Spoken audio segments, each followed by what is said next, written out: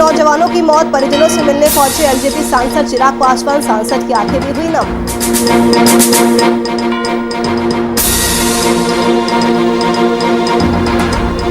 औरंगाबाद के पंचायत के वोटरों ने रचा इतिहास, लालटेन की रोशनी में चलती रही वोटिंग, 10 बजे रात तक हुई वोटिंग।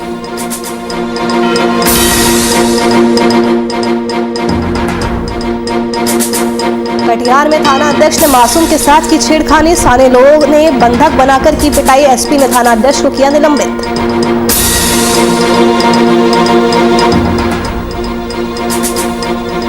सहरसा में अचानक कई दुकानों में लगी भीषण आग, लाखों की संपत्ति जलकर हुई राख, आग लगने से दहशत का माहौल।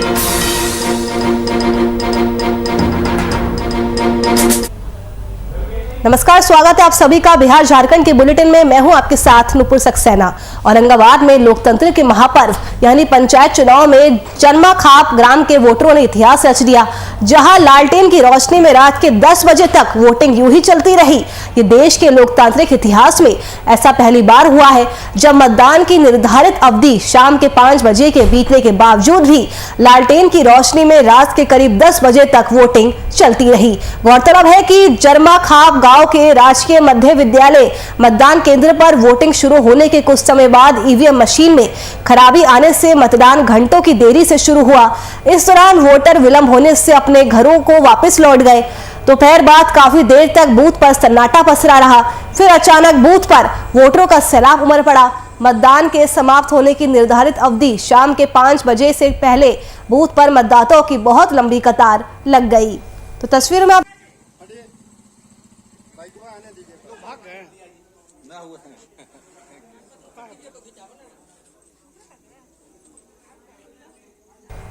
तो बिहार में पंचायत चुनाव का आगाज हो चुका है। पहले चरण के लिए वोट डाले गए हैं।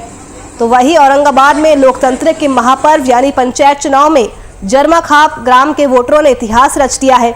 लालटेन की रोशनी में रात के 10 बजे तक वोटिंग चलती रही। देश के लोकतांत्रिक इतिहास में शायद ऐसा पहली बार हुआ है जब मतदान की निर्धारित अवधि शाम के 5 बजे के बीतने के बावजूद भी लालटेन की रोशनी में लोग वोट डालने के लिए पहुंचे। अब तस्वीरों में देख सकते हैं वोटरों में कितना उत्साह देखने को मिल रहा है। 10 बजे रात तक वोटिंग की गई है, क्योंकि जन्माखाप गांव के राजकीय मध्य विद्यालय मतदान केंद्र पर वोटिंग शुरू होने के कुछ समय बाद ईवीएम मशीन में खराबी आ गई थी, जिस वजह से वोटिंग की प्रक्रिया काफी देर से शुरू हुई थी और इस दौरान वोटर अपने घर को वापस लौट गए थे।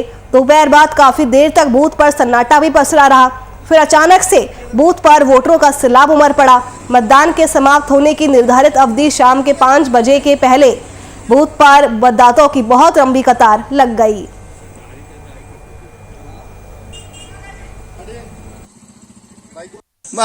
टोटल वोट है, जबकि नियम कहता है कि 600 एक मतदान केंद्र पर एक ईवीएम पर 600 कम से कम वोट होना चाहिए, जबकि 900 है और 900 होने के पश्चात 300 पोलिंग हुआ है। 300 पोलिंग हुआ है। अभी 300 मेरा आदमी लगे हुए हैं। अभी इसके बावजूद पब्लिक के बल आती, पुलिस के बल पर यहाँ डंडा चलाने का काम कर रही है पुलिस प्रशासन और अपना अपना मत देने से बहिष्कार कर रहा है। 600-650 के बाद एक अलग बूथ होना चाहिए, सहायक बूथ। वो बूथ नहीं था, ये कमी थी। बिजली थोड़ी सी कट गई, इसके थोड़े लोग उग्र हो गए। गर्मी आज काफी थी इसके चलते, और बाकी लोगों ने साथ दिया, लेकिन थोड़ा सा लोग उग्र हो गए, इसके चलते परेशानी हुई।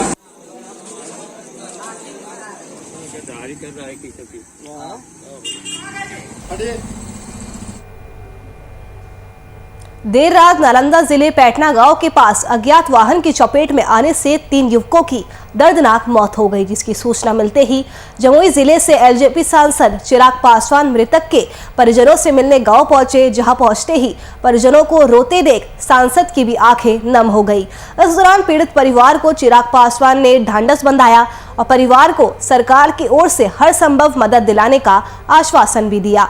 तो नालंदा की खबर, जहां पर सड़क हादसे में 3 नौजवानों की मौत हो गई। परिजनों को ढांढस बंधाने के लिए एलजेपी सांसद चिराग पासवान भी मौके पर पहुंचे। तस्वीरों में आप देख सकते हो किस तरह से परिजनों को ढांढस बंधा रहे हैं। तो वही इस मौके पर चिराग पासवान भावुक भी हो गए, उनकी आंखें नम हो गई। तो वही उन्होंने परिवार को सरकार की ओर से हर संभव मदद देने का आश्वासन भी दिया।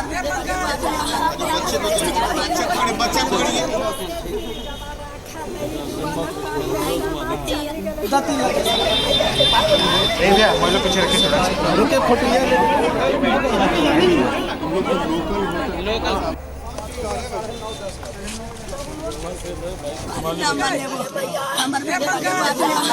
आज जो ये दुखद घटना घटी है 3 युवकों की जिस तरीके से सड़क हादसे में मृत्यु हुई है, ये अपने में काफ़ी विचलित करने वाली घटना है। जिस तरीके से बाइक पर थे ये लोग और ट्रक उनको रौंद के गया, तो ये अपने में काफ़ी विचलित करने वाली घटना है। परिवार के सदस्य जैसे बेसुध हो रखे हैं, मतलब ये पीड़ा देखी भी नहीं जाती जिस तरीके से। और स्वाभाविक है, घर का जवान लड़का कमाने वाला कोई इस तरीके से चला जाए तो परिवार पर क्या बीतती है उसकी कल्पना करना भी शायद संभव नहीं है। बस यही उम्मीद करता हूँ कि मृतकों की आत्मा को भगवान शांति दें।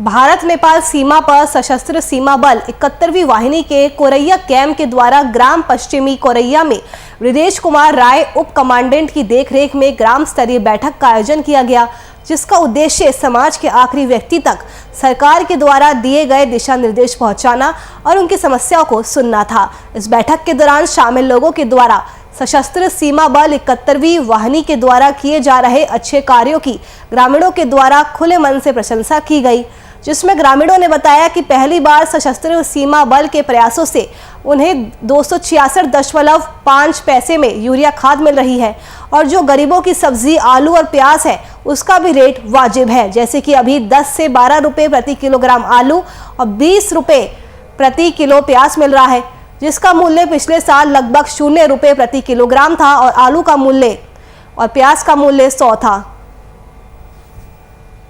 तो ग्राम स्तरीय बैठक का आयोजन किया गया है, ग्रामीणों की समस्या को सुना गया है।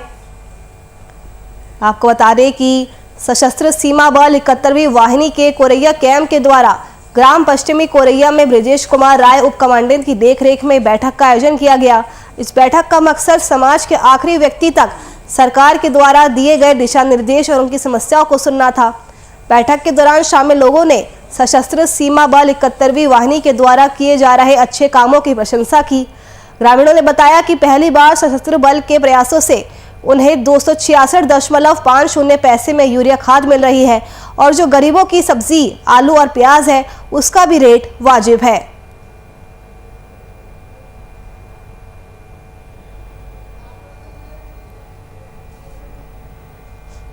कोरोना की संभावित तीसरी लहर को देखते हुए स्वास्थ्य विभाग ने तैयारियां पूरी कर ली है। मुख्यमंत्री हेमंत सोरेन ने दुमका आगमन के दिन पुलिस लाइन मैदान से ऑनलाइन दिगदी स्थित मेडिकल कॉलेज में लगी 6800 कोबास मशीन का उद्घाटन किया था। इसके चालू हो जाने से दुमका के अलावा संताल परगना से आने वाली RT-PCR सैंपल की रिपोर्ट 24 घंटे के अंदर ही मिल सकेगी। मेडिकल कॉलेज के प्राचार्य डॉक्टर अरुण कुमार ने बताया कि मेडिकल कॉलेज में पहले से एक लैब चल रही है, इससे दुमका गोड्डा से आने वाले सैंपल की जांच की जा रही है। कभी कभी जामताड़ा और गिरिडीह से अगर सैंपल भेज दिए गए तो उनकी भी जांच की जाती है। एक लैब होने से रिपोर्ट देने में कुछ समय लग जाता है। अब कोबास ने भी काम करना शुरू कर दिया है। सैंपल प्राप्त होने के 24 घंटे के अंदर रिपोर्ट दे दी जाएगी। उनके यहाँ किसी भी जिले का सैंपल आएगा तो उसे वापस नहीं किया जाएगा। तो कोरोना की संभावित तीसरी लहर को देखते हुए स्वास्थ्य विभाग ने भी तैयारियां तेज कर दी है। सीएम हेमंत सोरेन ने दुमका आगमन के दिन पुलिस लाइन मैदान से ऑनलाइन दिगदी स्थित मेडिकल कॉलेज में लगी कोबास मशीन का उद्घाटन किया था, जो अब ये चालू हो गई है, जिसकी वजह से दुमका के अलावा संताल परगना से आने वाली RT-PCR सैंपल की रिपोर्ट 24 घंटे के अंदर मिल जाएगी। तो वही मेडिकल कॉलेज के प्राचार्य डॉक्टर अरुण कुमार ने जानकारी दी कि मेडिकल कॉलेज में पहले से एक लैब चल रही है, इसके दुमका गोड्डा से आने वाले सैंपल की जाँच की जा रही है। कभी कभार जामताड़ा और गिरिडीह से अगर सैंपल भेज दिए गए तो उनकी भी जांच की जाती है, लेकिन एक लैब होने से रिपोर्ट देने में काफ़ी समय लग जाता है। लेकिन अब कोबास ने भी काम करना शुरू कर दिया है और सैंपल मिलने के 24 घंटे के बाद रिपोर्ट दे दी जाएगी। उनके यहाँ किसी भी जिले का सैंपल आएगा तो उसे वापस नहीं किया जाएगा। उससे हम लोग कोरोना जांच RT-PCR करते हैं। और उसी पर्पज़ के लिए यहाँ बिठाया गया है। मुख्यमंत्री जी ने उद्घाटन किया है, उसके पहले से यहाँ पर इस्टेब्लिश किया जा चुका था, हम लोग काम शुरू कर चुके थे। विधिवत उद्घाटन मुख्यमंत्री महोदय ने किया। ये मशीन कुबास 6800 है। पाइपेटिंग होता है सैंपल का, ये प्रोसेसिंग। औरंगाबाद सदर प्रखंड के बेला पंचायत के परसा गांव में पंचायत चुनाव के पहले चरण का मतदान संपन्न होने के बाद शुक्रवार की शाम को दो गुटों में हिंसक झड़प देखने को मिली। दोनों गुटों में जमकर लाठी डंडे भी चले हैं। झड़प में 3 लोग गंभीर रूप से घायल हो गए। वहीं घायलों को इलाज के लिए औरंगाबाद सदर अस्पताल में भर्ती कराया गया, जहां उनकी हालत खतरे से बाहर बताई जा रही है। मौके पर पहुंचकर पुलिस मामले की छानबीन कर रही है। तो वहीं झड़प का कारण चुनावी रंजिश बताई जा रही है। गांव में स्थिति अभी भी तनावपूर्ण बनी हुई है। तो पंचायत चुनाव के पहले चरण के मतदान में हिंसा देखने को मिली है। 2 गुटों में जमकर लाठी डंडे चले हैं। इस झड़प में 3 लोग गंभीर रूप से घायल हो गए हैं। तो वहीं घायलों की हालत अभी खतरे से बाहर बताई जा रही है। तो वहीं पुलिस ने इस पूरे मामले की छानबीन शुरू कर दी है। झड़प का कारण चुनावी रंजिश बताई जा रही है। गांव में स्थिति तनावपूर्ण बनी हुई है। सब होने के बाद तिवारी जी के लड़का नाम करके गाँव में मारपीट कर दिए हैं। अब वो तो हम लोग को 4 बजे बंद किया, उससे कोई इंटरेस्ट नहीं है। ऐसा वोट के कारण हुआ कि वो बहनचोद गाली देते कहा कि राजपूत बहनचोद वोट मत दे, पूरा ऐसे हुआ इसीलिए।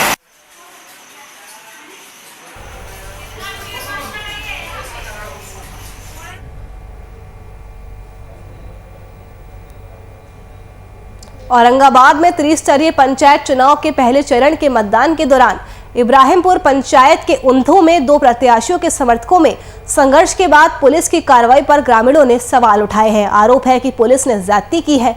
महिलाओं को पुरुष पुलिसकर्मियों ने बेरहमी से पीटा है। एक व्यक्ति की सिर में गंभीर चोटें आई है और उसका गाँव में ही इलाज चल रहा है। ग्रामीणों ने कहा कि मामले की जांच होनी चाहिए और दोषी पुलिसकर्मियों और अधिकारियों पर कार्रवाई होनी चाहिए। आक्रोशित ग्रामीणों ने पुलिस पर यह भी आरोप लगाया है कि पुलिस ने बिना कारण आते जाते महिलाओं को भी डंडे से पीटा है। पुलिस की कार्यशैली पर सवाल खड़े हो रहे हैं। लोगों ने पुलिस पर गंभीर आरोप लगाया है। लोगों का कहना है कि पुलिस ने ज्यादती की है, महिलाओं को पीटा गया है, बिना कारण आने जाने वाली महिलाओं को भी डंडे से पीटा गया है। तो औरंगाबाद सदर प्रखंड के इब्राहिमपुर पंचायत के उंथू में 2 प्रत्याशियों के समर्थक आपस में भिड़ गए, जिसके बाद पुलिस की कार्रवाई पर लगातार ग्रामीण सवाल खड़े कर रहे हैं। आरोप है कि पुलिस ने ज्यादती की है। महिलाओं को पुरुष पुलिसकर्मियों ने बेरहमी से पीटा है। एक व्यक्ति को सर में गंभीर चोटें भी आई है और उसका गांव में ही इलाज चल रहा है।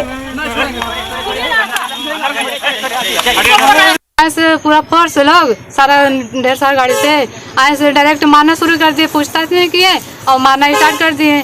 उसमें लेडीज फोर्स भी थी और हम लोग की भी मार पीट करने लगी। स्थिति कैसा है पापा का?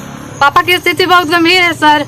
क्या चीज से पिटाई किया है लोग? डंडा से भी मारे हैं, थाप से भी मारे हैं। देखिए उन लोग का पूरा हालत खराब है, एकदम तक सीरियस है।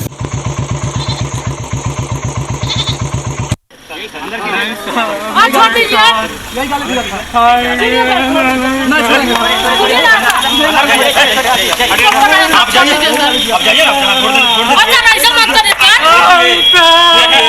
वोट दे दिए सर, हम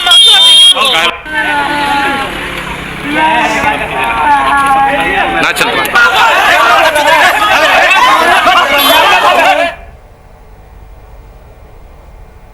मुजफ्फरपुर में all India scheme workers federation की अखिल भारतीय की हड़ताल के आह्वान पर स्कीम वर्कर्स ने शहीद खुदीराम बोस स्मारक स्थल से जुलूस निकाला और कलेक्ट्रेट स्थित जिलाधिकारी कार्यालय के पास जमकर प्रदर्शन किया। सभा को संबोधित करते हुए नेताओं ने कहा कि स्कीम के तहत काम करने वालों को न्यूनतम मजदूरी से भी कम मजदूरी दी जाती है। इन्हें कर्मचारी का दर्जा देना तो दूर, केंद्र और राज्य सरकार इन्हें मजदूर तक नहीं मानती है। आसमान छूती महंगाई और मंदी के कारण परिवार के सदस्यों का रोजगार खत्म हो जाने से उनके सामने भूखमरी की समस्या खड़ी हो गई है, जिस कारण परिवार का संचालन, बच्चों को पढ़ाना और बीमारों का इलाज कराना भी मुश्किल हो गया है। तो वर्कर्स ने शहीद खुदीराम बोस स्मारक स्थल से जुलूस निकाला है। तस्वीरों में देख सकते हैं कर्मचारियों में कितना ज्यादा आक्रोश देखने को मिल रहा है। जमकर नारेबाजी की गई है। जिलाधिकारी कार्यालय के सामने जमकर प्रदर्शन किया गया है। सभा को भी संबोधित किया गया है। सभा को संबोधित करते हुए नेताओं ने कहा कि स्कीम के तहत काम करने वालों को न्यूनतम मजदूरी से भी कम मजदूरी दी जाती है और इन्हें कर्मचारी का दर्जा भी नहीं दिया जाता। और इसके अलावा केंद्र और राज्य सरकार तो इन्हें मजदूर भी नहीं मानती है। महंगाई और मंदी के कारण परिवार के सदस्यों का रोजगार समाप्त हो जाने से उनके सामने आर्थिक संकट खड़ा हो गया है। परिवार चलाना मुश्किल हो गया है, बच्चों को पढ़ाना, बीमारी का इलाज कराना भी मुश्किल हो गया है। फेडरेशन की तरफ से पूरे बिहार में एक दिवसीय हड़ताल है, जिसमें आशा कर्मी, रसोईया, आंगनबाड़ी, जितने भी स्कीम वर्कर हैं, उनका जो हम लोग का फेडरेशन बना हुआ है, उसी फेडरेशन के आह्वान पर आज हड़ताल है। इसी हड़ताल के कड़ी में आज हम लोग मध्याह्न भोजन से जुड़े हुए तमाम जो जन संगठन हैं, तमाम पार्टी के संगठन, वे तमाम लोग आज जिला पदाधिकारी के समक्ष धरना प्रदर्शन के माध्यम से ये सुप्रीम कोर्ट के द्वारा इस मध्याह्न भोजन योजना को चलाई जा रही है, जिसमें पोषण के आधार पर बच्चों को, गरीब बच्चों को पोषण युक्त भोजन मिले, ताज़ा भोजन मिले।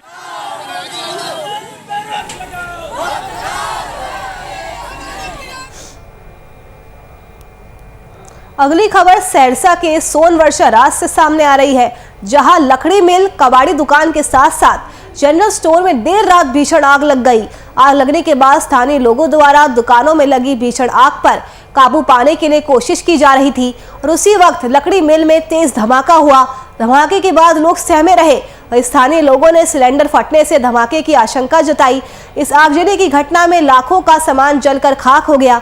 देर से पहुंची फायर ब्रिगेड की गाड़ी ने कड़ी मशक्कत के बाद आग पर काबू पाया। वहीं आग लगने का कारण अब तक स्पष्ट नहीं हो पाया है। तो तस्वीरों में आप देख सकते हैं आग ने किस तरह से आवातांडव मचा दिया है। ऊंची ऊंची आग की लपटें दिखाई दे रही है। अचानक इन दुकानों में भीषण आग लग गई। मौके पर अफरा तफरी का माहौल हो गया। लाखों की संपत्ति जलकर राख हो गई। तो भारी नुकसान हुआ है इस आगजनी की घटना में। आग लगने से लोग खौफजदा हो गए।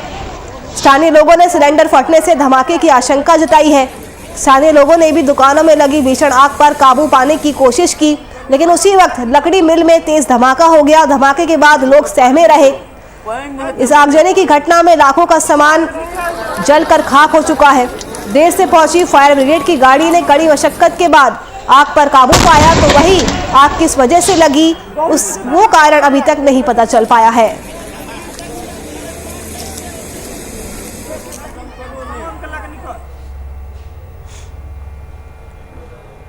20 सितंबर को रसूलपुर में 6,82,000 लूट मामले में छपरा पुलिस को बड़ी सफलता मिली है। सारण के पुलिस कप्तान संतोष कुमार ने बताया कि लूट कांड के लाइनर को गिरफ्तार किया गया है। साथ ही लूटी गई राशि में से 28,000 भी पकड़े गए हैं। पुलिस कप्तान ने बताया कि गिरफ्तार लाइनर घनश्याम कुमार उर्फ छोटन पासवान रसूलपुर का ही रहने वाला है। उसकी निशानदेही पर अन्य अभियुक्तों की गिरफ्तारी के लिए छापा मारा जा रहा है। गिरफ्तार लाइनर पर कई थानों में गंभीर आपराधिक मामले भी दर्ज हैं। तो पुलिस को बड़ी सफलता मिली है। 6,82,000 लूट मामले में लाइनर को गिरफ्तार किया गया है। लूटी गई राशि में से 28,000 बरामद किए गए हैं। एक जो कलेक्शन एजेंट होते हैं उनसे लूट की घटना कारित हुई थी, जिसमें कि वो 3 जगह से कलेक्शन करके जा रहे थे और रसूलपुर से वो एकमा से वो रसूलपुर जा रहे थे, जहाँ पर बैंक में उनको पैसा जमा करना था। तो इसी बीच में जो है वहाँ पर लूट की घटना की गई थी कुछ अपराध कर्मियों के द्वारा, जिसका जो है जिसके उद्भेदन के लिए और गिरफ्तारी और बरामदगी के लिए टीम गठित की गई थी, जिसके द्वारा त्वरित कार्रवाई करते हुए इसमें जो एक लाइनर था उसको पकड़ लिया गया है, जो कि घनश्याम कुमार उर्फ छोटन पासवान है। ये इसके निशानदेही पर जो है इसको जो राशि प्राप्त हुई थी वो 28,000 रुपया 28,100 उसमें से बरामद कर लिया है।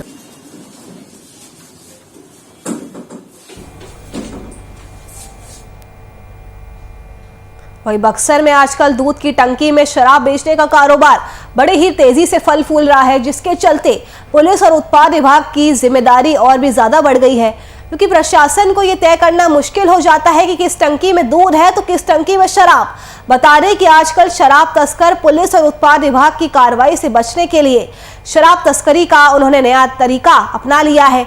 ऐसा ही एक मामला बक्सर के वीर कुंवर सिंह सेतु से सामने आया, जहां उत्पाद विभाग के दारोगा रंजीव झा ने बताया कि दूध की टंकी से लदी साइकिल एक जगह खड़ी देखी गई और शक के आधार पर टीम ने जब दूध की टंकी को चेक किया तो उसमें दूध की बजाय शराब भरी हुई थी, जिसके बाद घटनास्थल से शराब तस्कर भागने में कामयाब रहा।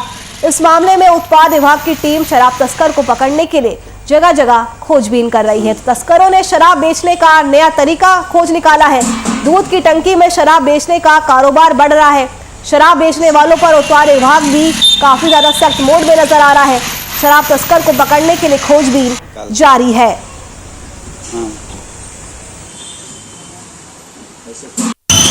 हम लोग वीर कुंवर सिंह चेक पोस्ट पर भरौली यूपी की ओर से आने वाले वाहनों और यात्रियों की तलाशी का कार्य कर रहे थे। वहां पर प्रतिनिधि चेक पोस्ट पर प्रतिनिधि गृह रक्षकों और अपने मर्जी से कुछ सिपाहियों के साथ उसी समय एक सिपाही के द्वारा बताया गया कि सर गंगा पुल के पास जो है, गंगा पुल पर एक साइकिल खड़ी है और साइकिल में एक दूध का कंटेनर जो है वो है प्लास्टिक वाला, वहाँ आसपास कोई नहीं है सर।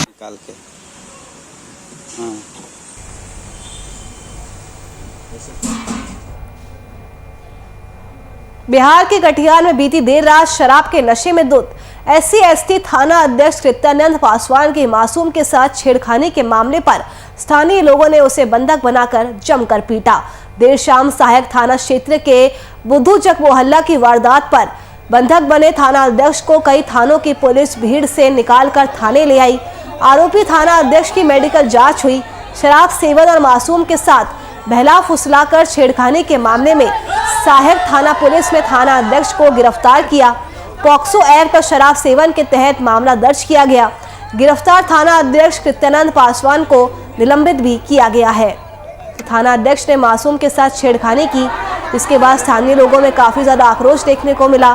स्थानीय लोगों ने उसे बंधक बनाकर जमकर पीटा, तो वही जैसे तैसे पुलिस उसे वहां से बाहर निकालकर थाने लाई।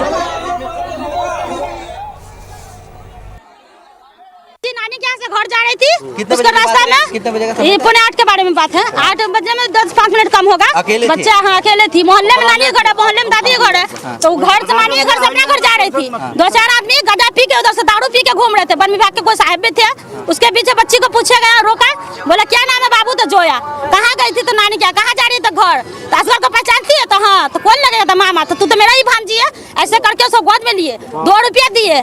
आज जब बच्ची नहीं ली तो बोली कितना लेगी? 50 रुपया लेगी, 100 रुपया लेगी। उसको किस किया गाल पे, और बगल में जंगल था, वहाँ ले जाकर उसका पेट के ऊपर हाथ फेर रहे थे। बच्ची किसी तरह छोड़ा के भागी मेरे पास। हमको बोल मामला ये थे कि वो अल्कोहल लिए हुए थे। वो कृत्यानंद पासवान जी उनका नाम था। तो कटिहार PSC में SHO थे SC/ST में। तो शंका पे उनका ब्रेथ एनालाइजर रिपोर्ट जो था वो 93.7 मिलीग्राम पर 100 ml था, जो अल्कोहल की तरफ इशारा करता है, यानी कि वो अल्कोहल लिए हुए थे। इस संदर्भ में थानाध्यक्ष अनुसूचित जाति जनजाति के विरुद्ध छेड़खानी का और शराब के नशे में कर्तव्य पर रहने संबंधी 2 प्राथमिकी दर्ज की गई है। उनकी गिरफ्तारी की गई है और उन्हें न्यायिक अभिरक्षा में भेजा जा रहा है। साथ ही उनके विरुद्ध विभागीय कार्रवाई और अनुशासनात्मक कार्रवाई भी प्रारंभ की जा रही है। अगली खबर मुजफ्फरपुर से है, जहां महेश तिवारी उर्फ चुन्नू तिवारी की खोज में भटक रहे परिजनों ने IG से मिलकर न्याय की गुहार लगाई। परिजनों ने बताया कि 12 सितंबर को घर के पड़ोसी के साथ पूजा करने गए थे। आज तक लौटकर नहीं आए। तब से उनकी पत्नी सोनम देवी अपने बच्चों के साथ उनकी खोज की गुहार बार बार सरैया थाने में लगा रही है, पर थाना अध्यक्ष द्वारा मामला दर्ज नहीं करने के बाद IG से मिलकर अपने पति की बरामदगी की गुहार लगाई गई है। क्या कुछ मामला? सर 12 बजे रात मैंने ऐसे आए थे, फोन किए थे। वो फोन किए तो फोन कर बुलाया से चुन्नी तू अपना दूरा पर आओ। तो ये दूरा पर गया ओकरा बाद इनको कहा से चलिए जॉब करने जाना है। तो ये पैसा भाई ब्राह्मण के तो जानवे करते हैं, पैसा के चलते गया ले गए। तो पूछे से कै दिन के, तो पूछा से कै दिन का जॉब है? तो 4 दिन का जॉब है। 4 दिन में फिर हम लोग आपस आएंगे। ले गए। 4 दिन बाद वो आपस घर आ गए। हमारे भाई नहीं है। मधुबनी जिले के खुटोना थाना क्षेत्र में भीषण सड़क हादसे में एक युवक की मौत हो गई। मृतक की पहचान फुलपरास थाना क्षेत्र के अविनाश कुमार के रूप में बताई जा रही है। वही घटना में सीसवार निवासी अजय कुमार राम गंभीर रूप से घायल है। ये हादसा छाड़ा पट्टी के पास बाइक और डंपर में जोरदार टक्कर होने की वजह से हुआ। इस घटना में एक युवक की घटनास्थल पर ही मौत हो गई, जबकि दूसरे युवक की हालत गंभीर बताई जा रही है। मौके पर पहुंची पुलिस ने शव को अपने कब्जे में लेकर पोस्टमार्टम के लिए मधुबनी भेज दिया है। मधुबनी में तेज रफ्तार का कहर देखने को मिला है। बाइक और डंपर में जोरदार टक्कर हुई है। एक युवक की घटनास्थल पर मौत हो गई तो दूसरे युवक की हालत गंभीर बताई जा रही है।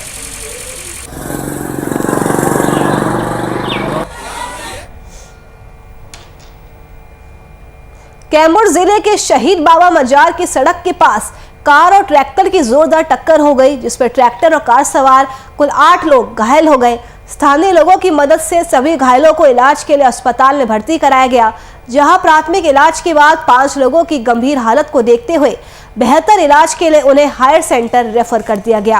वहीं मौके पर मौजूद समाज सेवी ने बताया कि ट्रैक्टर भूसी लाने के लिए जा रहा था, तभी अनियंत्रित कार ने जोरदार टक्कर मार दी, जिसमें ट्रैक्टर और कार के कुल मिलाकर 8 लोग गंभीर रूप से घायल हो गए।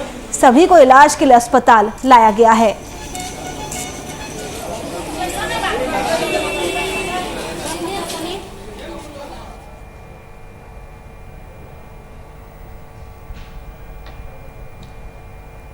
चलिए फिलहाल के लिए इस बुलेटिन में मेरे साथ बस इतना ही। देश और दुनिया की तमाम खबरों के लिए आप बने रहिए हमारे साथ। नमस्कार।